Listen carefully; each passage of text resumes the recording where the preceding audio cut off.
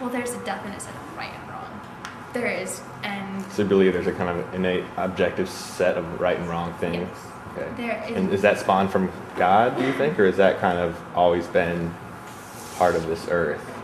I think it spawns from God. I mean, there's nothing really good about humanity. Sure, we go out and help people, but we also kill people at the same time.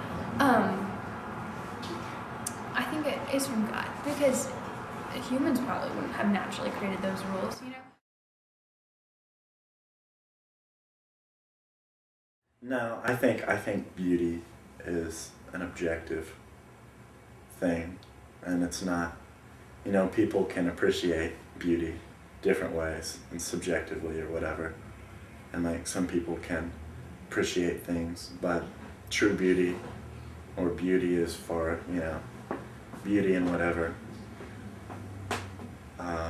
I think that's something bigger that we all like to try and tap into, and some of us make it, some of us don't. And by some of us, I mean art or music or literature, whatever. You know, beauty, as borrowing from good old Dr. Osborne, you know, beauty is imitation. I like that, you know. A lot of things, well, not beauty is an imitation, but we try and imitate beauty. I understand. Yeah.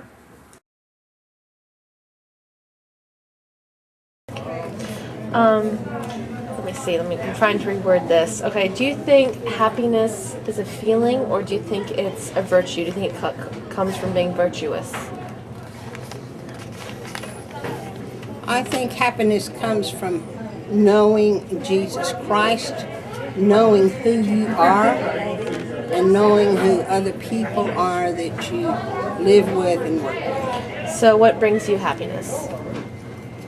Being able to help somebody else, being able to teach, being able to be a part of somebody's needs, and that's what I have done ever since I've been here. Do you believe that? Okay, I feel like happiness is, we've all kind of heard this, like the whole like joy side of things. Happiness is temporary, joy is like the permanent, like ongoing thing. And then you can still be joyful even like in times of sorrow and struggle. And I think that joy is something universal to all. And for me personally, I at this time in my life find that Christ like is where you find that joy. I think that any person can find that joy even not recognizing Christ, because I think that Christ is everywhere and in all things. Like he is revealed through everything, and so I think that you can find that joy on personal levels, but I think that joy is universal, if that makes sense.